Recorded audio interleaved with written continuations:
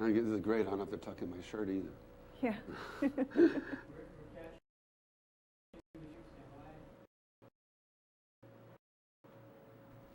I'm Heather, known as the Unwrapper, journalist in all media, TV, radio, print, and online. And I am here with Rob Garrett, also known as the King of Diamonds. Rob, great to see you again. Hi, Heather. Good to see you. It's been a little while.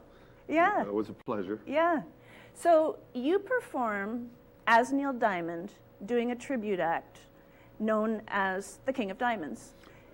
Yeah, sort of. I mean, the show isn't called the King of Diamonds, but you are called the King of yeah, Diamonds. Yeah, because and that's cute, right? Because he's the king of all the Neil Diamonds, King of Diamonds, and it's also and it's card, Vegas, and yeah. it's a playing card. You know, yeah, isn't it? It made perfect sense. So, did that just suddenly come to you in a dream, or did you have to think it through a bit? In a dream, I like. It didn't come to me in a dream. It should have came to me in a dream. No, the truth is, I started out in '95 working for Legends in Concert. Okay. And I wanted, obviously, because I lived here for so long, I wanted the job here, but someone had seniority over me, and I got sent to, I know you're going to feel bad for me, I got sent to Hawaii. Oh, horrible. I know. Who wants to go to Hawaii? It was so terrible. And I was supposed to be there for 3 months, and I ended up being in that show for 3 years. All right, so, and I just have business cards made, and I wanted some kind of catchy title. You know, that people would always remember, and things, you know, Elvis is the king of rock, and Michael's the king of pop, you know, and I was and I go, wait, Diamonds, King, Diamonds, it's a playing card, I'm from Vegas. Eureka! Bam, bam. And the thing was, that's all it was supposed to be, was just a little catchy phrase for people to remember. But then, because people started calling me that, mm-hmm. the King of Diamonds. I guess if it's in writing enough, they start believing. I mean, Michael did that. So you're saying you're not really the best Neil Diamond. You just kind of fool people into fake it till you make it kind of thing. I'm not going to answer that question one way or another. I'm gonna, because, no comment. Because I'm not supposed to say whether I'm not the best Neil, whether I'm the best Neil. I'll just leave it to the audience, my audience, to decide that. Well, in order to decide that, they would have to see multiple diamonds, right? So and many of them have seen multiple diamonds. Okay. Mm-hmm. How many are there working in Las Vegas right now? Working in Las Vegas? On a regular basis. Just you? Yeah, that's me. Yeah. But there are hundreds around the country, though. Yeah. Okay. And just like with Elvis or Michael, or anyone, Cher, whatever. There's different levels. There's ones that work in karaoke type situations, and there's mm-hmm. ones that work in restaurants and bars and or clubs, and that's how I started, as well with, as far as a singer, not necessarily as Neil Diamond, because as Neil Diamond I started in a big showroom, and that was Legends, mm-hmm. but I was part of a multi-cast. Right. There were other impersonators with me, and I did that for worked for Legends 3 years in Hawaii, and then I worked for them on and off here back in the States. I came back to the States in '98, and I just thought Hawaii is the States. Just so you know. I meant to say mainland. Gotcha. Okay. I meant to say mainland. Okay. We always forget about this. She corrected two me. states. Okay, but she's right. I meant to say mainland, and I came back to the mainland. And worked for Legends on and off, and then I just decided, you know what, the 15 to 20 minutes that Legends gives you on stage, with dancers behind you, that's not enough for this guy. This is one of the in the top 10 of biggest selling artists in history, music history, pop music and rock music history. So I said he needs more than 15 or 20 minutes at a time. So then I just went on my own, and that was a struggle too at first. And but it took years to build and climb the staircase and so forth. Well, they say it takes 10 years to make an overnight success. Yeah. So it did. It did. At least it did. And that's all. And the King, like I said, King of Diamonds just caught on with the audience. And I like it. I think it's very cute. I like it too. So in 1995, you started with Legends of Legends in Concert. Legends in Concert. Which is still in town. And I think they're at the Stratosphere. No, They're at. No, the one that was at the Stratosphere was a another impersonator show, sort of like a copy copycat. of of the copycat. And it was called American Superstars, and that closed years ago. Okay. And Legends is still around at the Flamingo. Okay. Yeah, Flamingo. So was that 1995? Was that the first time you performed as Neil Diamond? No, it wasn't. It was just the first time I performed, but I had a steady job doing Neil Diamond. Okay. So in '94, I was kind of I had a band in Vegas for 15, and we had a very popular band, cover band. Of course, you want to work in Vegas, you have to play covers. Yeah. Now you want to, at least if you want to make money. But cover band meaning like all different songs, different artists. Correct. It wasn't Neil Diamond. It was a 50s, 60s, 70s, and 80s band. Okay. We started as a 50s, 60s band. Then we added a lot of 70s, and then we started adding the 80s as well. And if you kept going, you would have had to add the 90s. We would have, but I left my own band in '95 to go to Legends, thinking it was only going to be temporary, because that's what I was told. We're bringing, and by the way, my boss, the one that hired me and auditioned me, was Paul Revere and the Raiders. Really? Yeah, he was. Okay. And of course, Jon Stewart was those two were partners with two other guys just for the show in Hawaii. Jon Stewart ran all the other ones. Okay. And but Paul was the one that auditioned me because he ran the Hawaii show. He was the director. So he came to Vegas. I sent him video, and I've never done this before. And Paul auditioned me one-on-one, and he said, "I'll never forget it. God bless his soul, because he was a great boss, and he became a friend too." He said, "How'd you like?" He auditioned for him with tracks, no band, and he said, "So how'd you like to come to Hawaii for a few months?" And I was like, "Okay." All right. Who's going to say no to Hawaii for a few months? I said, "Okay," and I was there 3 years, and I don't even know what our original question was. Okay, well, wait. No, well, we were talking about when you started as Neil Diamond rather than Rob Garrett in general. But so you come back from Hawaii, 1998 or so. No, that's it. You got it. So at that point, you could have gone back to being Rob Garrett with the Rob Garrett Band, playing various different cover songs around town, doing different things. Or you could have continued as a Neil Diamond tribute act. Obviously, you chose the latter. What was the thought process? What was the reason? That was a no-brainer. Okay, why?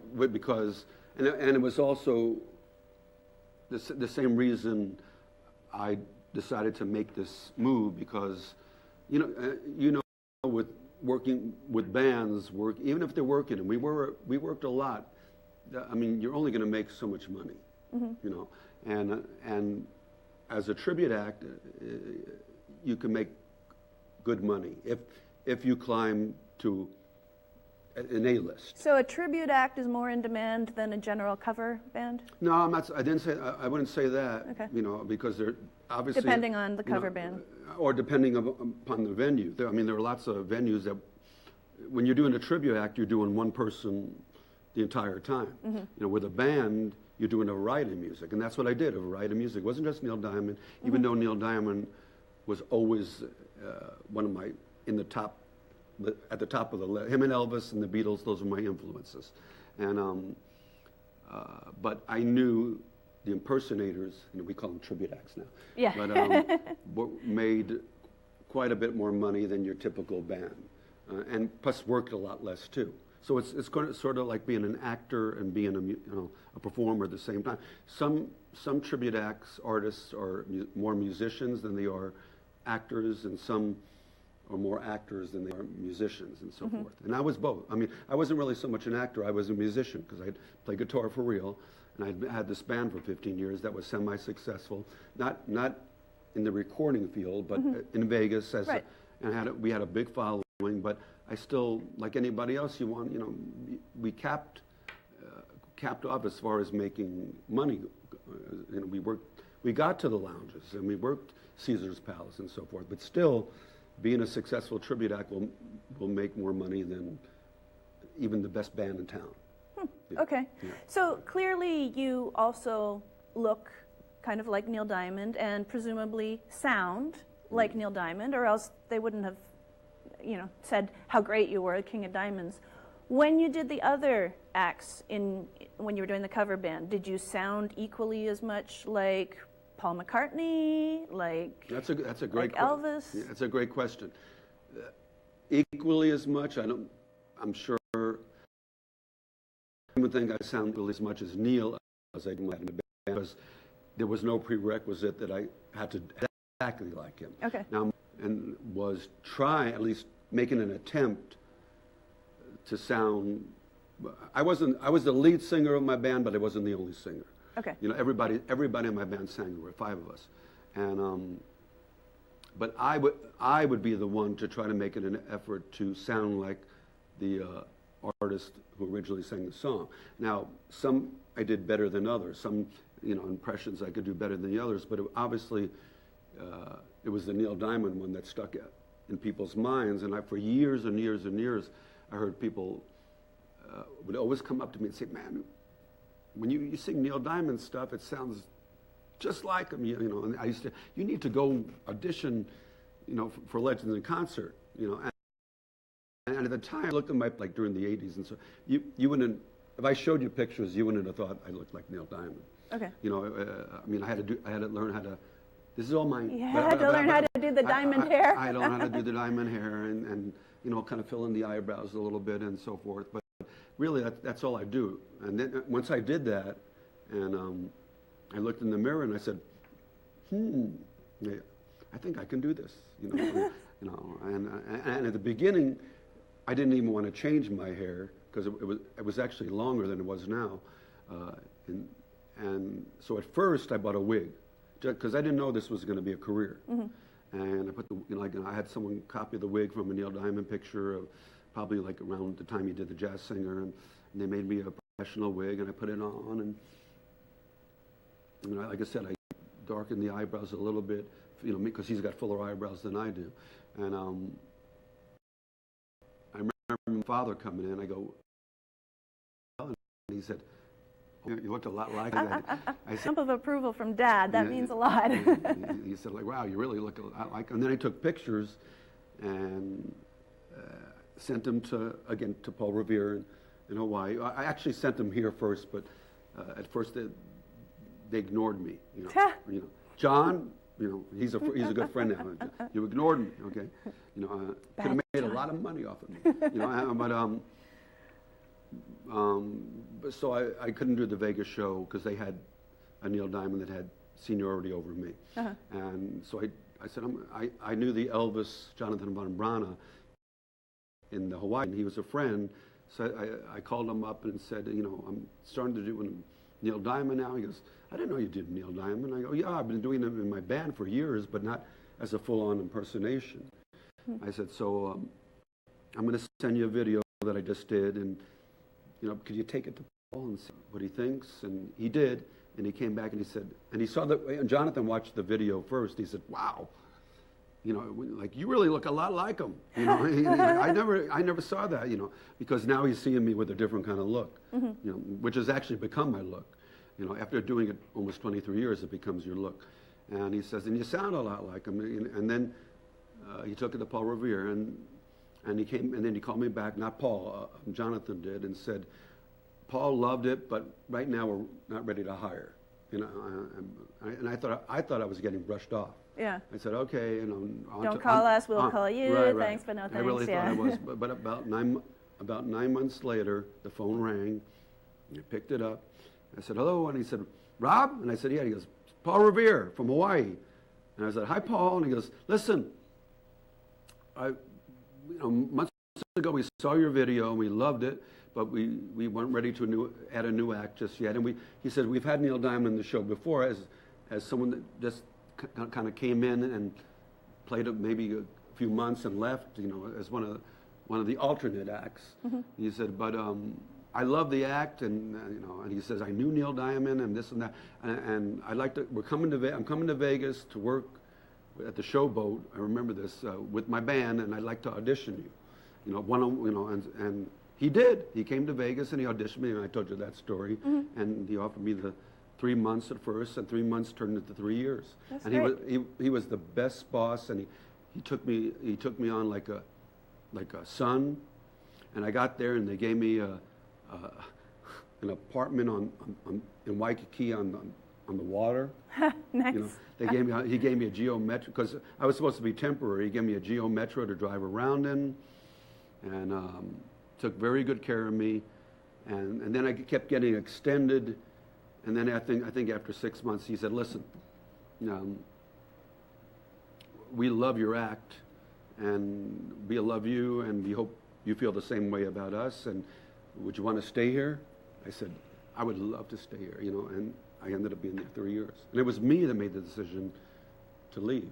Okay. Yeah, after 3 years, I missed Vegas, and I had a little daughter, and I wanted more money. I wanted more money, you know, and I knew there were some of the others were making more money than me, and I thought I can, at this point, after 3 years, I could go back to Vegas and be a hit, you know.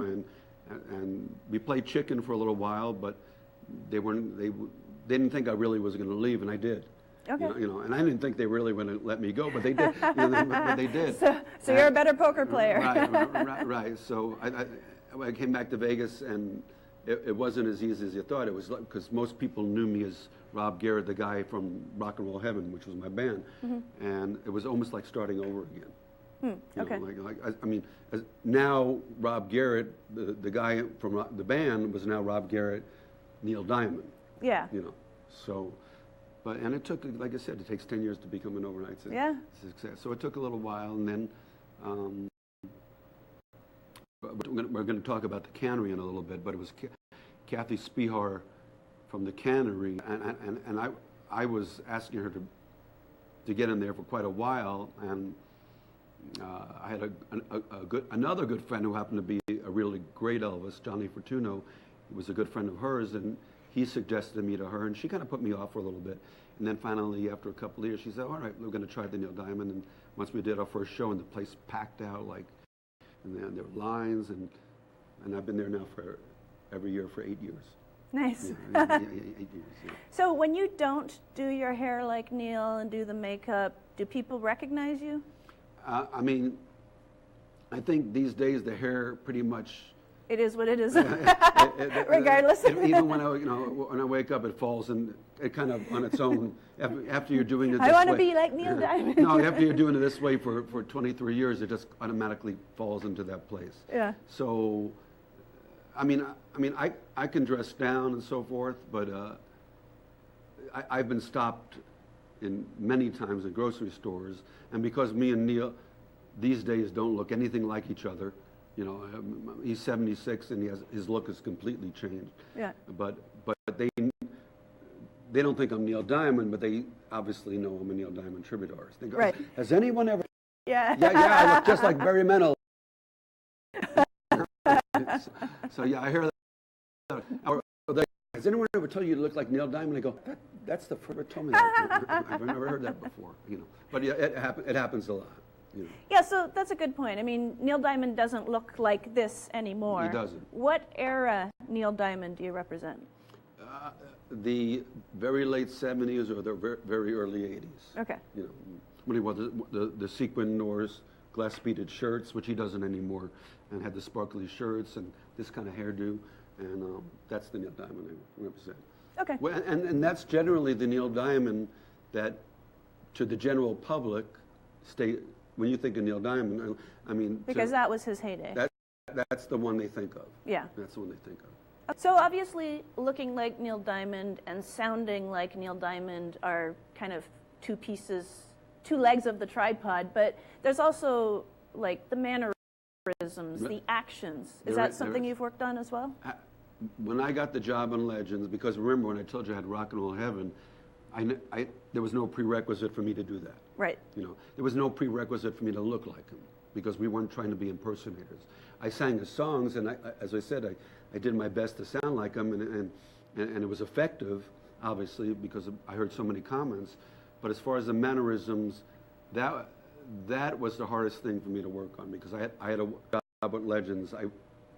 I got a hold of every video, and I'm sure, I mean, every video I could, and and bootleg videos that people took from the audience, and I would go on the internet and buy them, pirated videos of concerts that weren't available to the public, and I sat and my castmates in Legends would tell you the same thing, and I watched them, in the dressing room as I was getting ready. I'd be watching them every day for every mannerism, and it's no different than someone like when Jamie Foxx did Ray Charles, or Jennifer Lopez did Selena, or Gary Busey did Buddy Holly.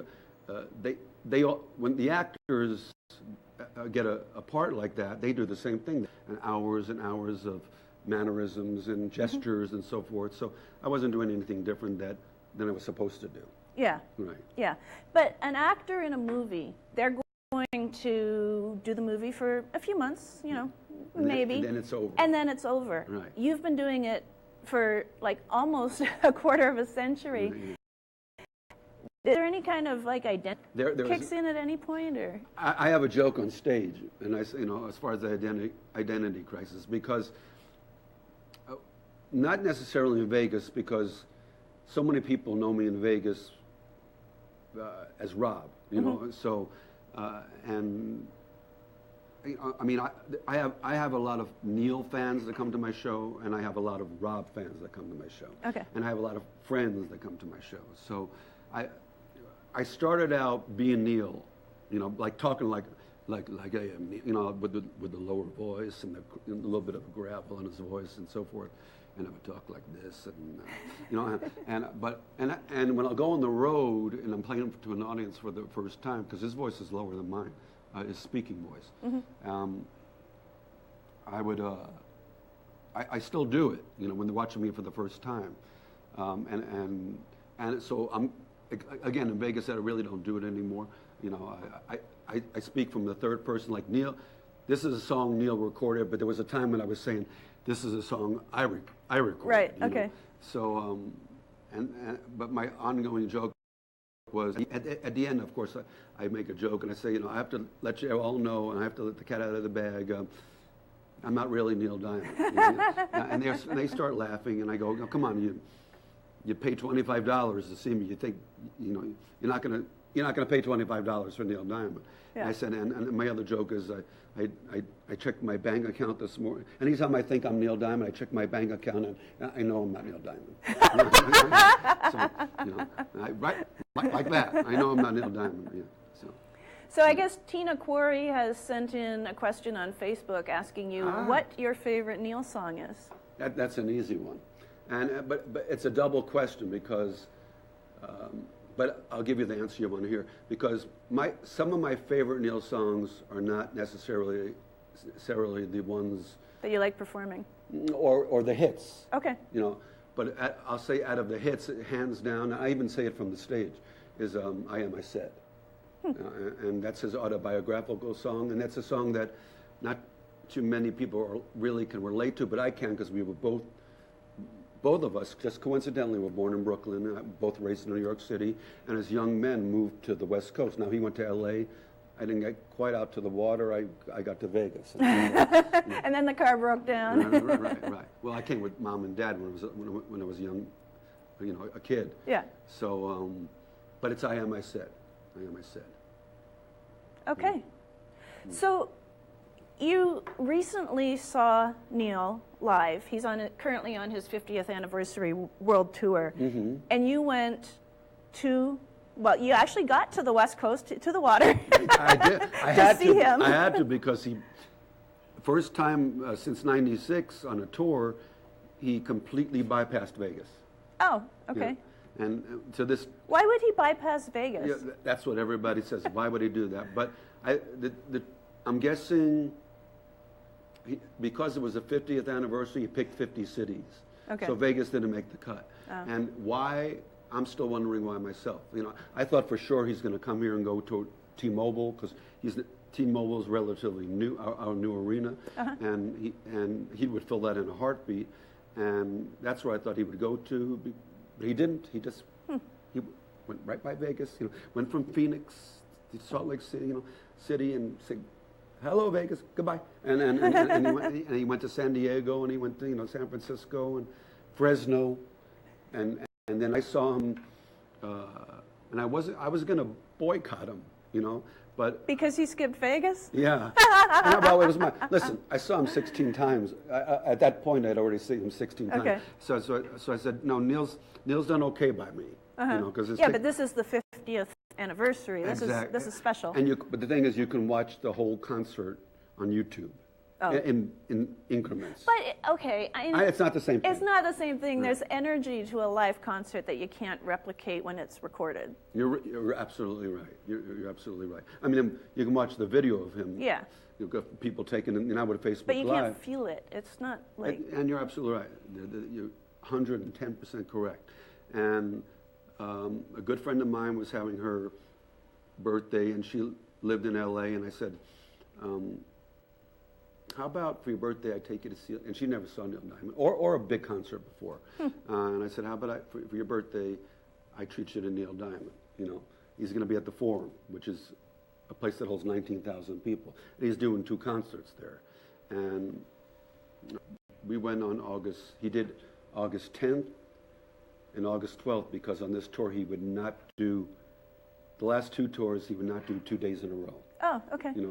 He wouldn't. He needs a rest day. Right, again, he's 76 years old, and understandably. Yeah.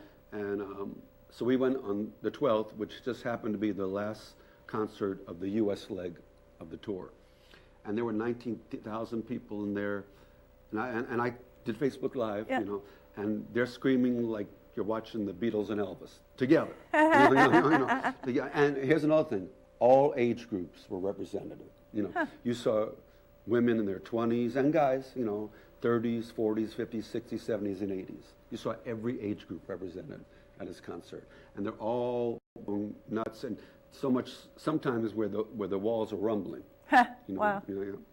So what's it like to sit in the audience or stand in the audience or whatever you do and actually watch the guy perform doing the songs that normally you're the one out there and you're the one performing? The answer to that is that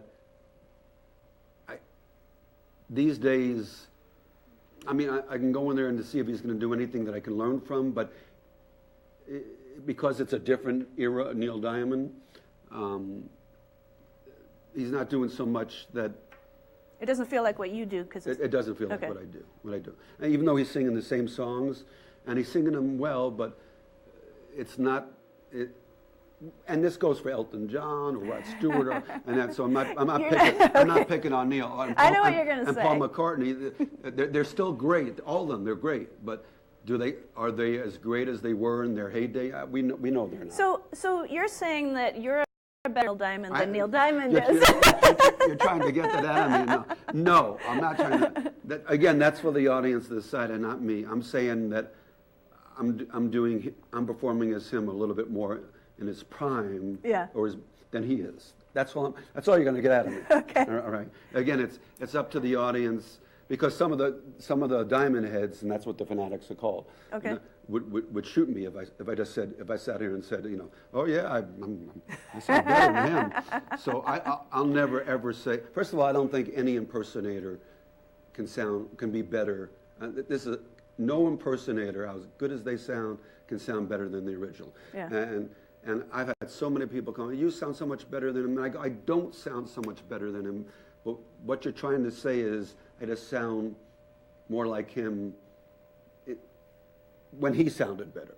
Yeah. And I'll take that, and that's a compliment. But no impersonator can ever be better than the guy they're emulating. That's impossible. Okay. Yeah. So you said you've seen him live 16 times. That was 17 at the Forum. Okay, 17 now. Yeah. How many times have you met him? Not zero. Zero? Yeah, zero. I mean, zero. Because? He knows all about me. Okay. And I've never pushed the envelope with him as far as being aggressive to meet him. I would like to meet him, but at this point, I kind of want to feel that maybe he would want to meet me as well. And so well, if he's watching this stream, Neil, you could just leave a comment below and say, "Hey, Rob, yeah, I'd like to meet." Well, we made a movie. There was a movie made last year, and I mean, a real, legitimate documentary movie called. Yeah, I was part of the crew. Oh, that's right. I forgot. Yeah, I interviewed you. You were. That's right. You were part of the video. Have you seen the whole movie yet? Yeah. Yeah, I went to the opening. No, I mean the actual DVD. No. Okay, I'm going to make you a copy of it. Okay. Because it's done. Okay. And it was called Diamond, and they asked me the same question, and at the end of the movie. And it's my same answer. I said, I would like to meet him. I'd like to think at this point, I've been doing it for years.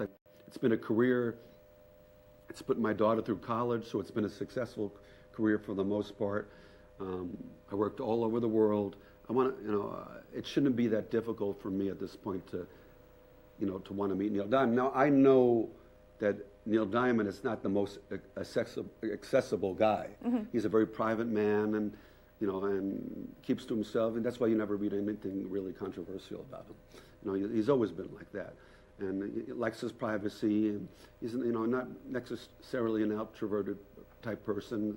So, and I'm not an aggressive person with that said, hey, can you get me to meet Neil?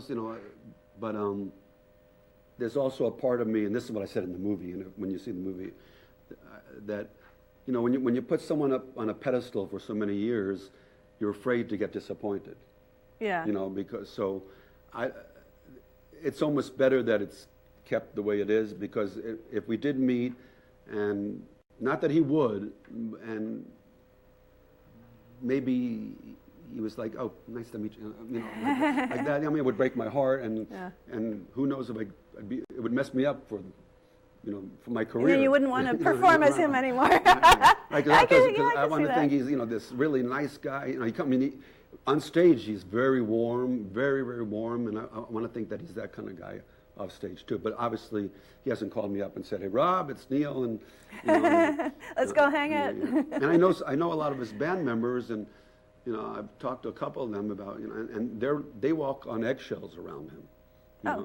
They do, because I don't think they're intimidated, but they don't also, that's the guy that pays their paycheck. So he's a guy that just when I want to do it, I'll do it. Yeah.